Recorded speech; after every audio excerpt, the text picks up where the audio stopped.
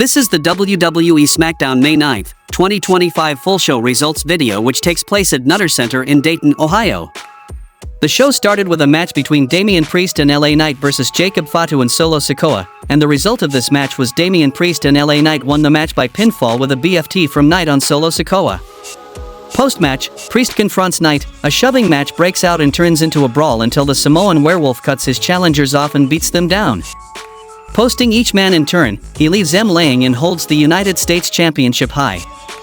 He's about to leave, and Drew McIntyre hits a claymore out of nowhere, then McIntyre holds the title up over his fallen foes and takes his leave.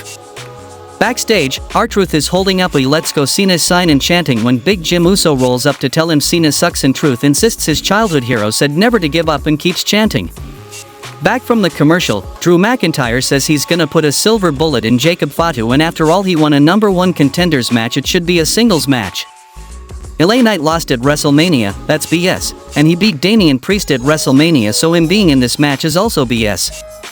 He wants to fight Jacob because he's the baddest dog in the yard, and winning the US title will give him a grand slam, but the problem with being all gas and no brakes is eventually you hit a brick wall and you can't slow down, and he is that brick wall, and also your next United States champion. Earlier tonight, Chelsea Green and the Secret Hervice are in a dark room with candles when General Manager Nick Aldis enters with Zelina Vega in tow. He asks what they're doing in his office. Green says Piper was about to say the most beautiful eulogy and to leave them because they're in mourning and Zelina doesn't understand because she doesn't have any girlfriends and Vega proposes a tag match for tonight and that's that. Back from the commercial, we get an Aleister Black promo and says you're expecting him to speak in riddles about where he's been and what he's been doing, but that part of him is dead and buried at his own hand, ritualistically, of course. He believes he is the consequences this company deserves, and it'll cut deeper than anything he could do by himself. He tells Carmelo Hayes that he hasn't quite figured him out, or has he? Then we saw a match between returning Alexa Bliss and Zelina Vega versus Chelsea Green and Piper Niven, and the result of this match was Alexa Bliss and Zelina Vega won the match by pinfall with the Sister Abigail DDT from Bliss on Chelsea Green. Backstage, Rey Fenix runs into Santos Escobar and Fenix reminds him that he got beat and Escobar has just one thing to say and he'll get out of his hair, who said anything about a conversation. Los Garza blindsides Fenix and beat him down until Andrade El Idolo makes the save. Charlotte Flair made her entrance and tried to cut a promo about how she had a great time at WrestleMania and she's on her way back to the title, but the crowd booed her unmerciful and she got upset about being disrespected and told the crowd if they boo one more time she's leaving. They took the bait, she left, and Jade Cargill crossed paths with her and told her she's gotta go to the back of the line. Back from the commercial, Charlotte Flair and Nick Aldis are walking backstage and Nick calls her unprofessional and tells her to be a leader rather than throw a temper tantrum.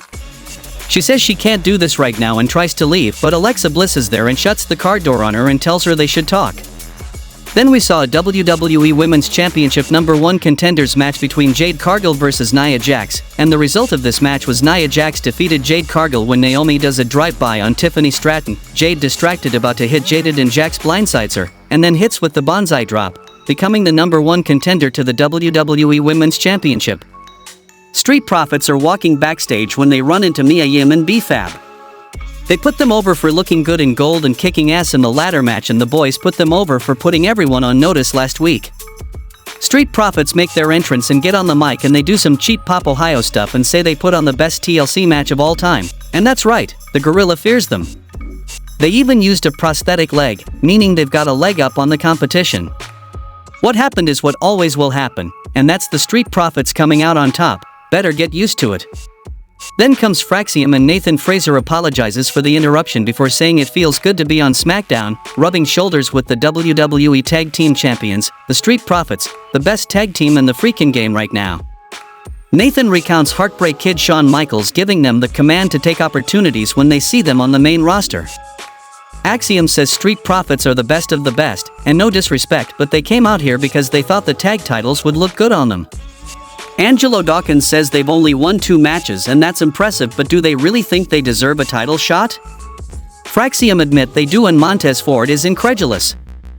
Then comes Nick Aldis and he says he likes what he's seeing and yes, Fraxiom haven't proved themselves worthy of a title shot yet, but he wants to give them an opportunity to face the Street Profits in a non-title match right now.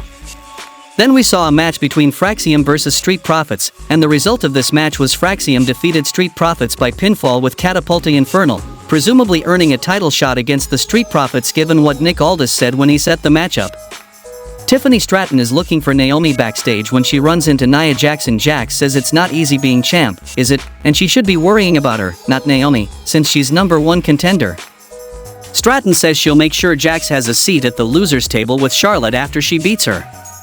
Melo and Miz are hanging out backstage and Miz tells Carmelo Hayes that his loss to Aleister Black last week was all about giving him tape to study so he would know how to beat Black, and he was out of place last week, but that's fine because the A-lister is gonna be in place tonight and he's gonna beat Al in front of God and Andre the Giant and everybody.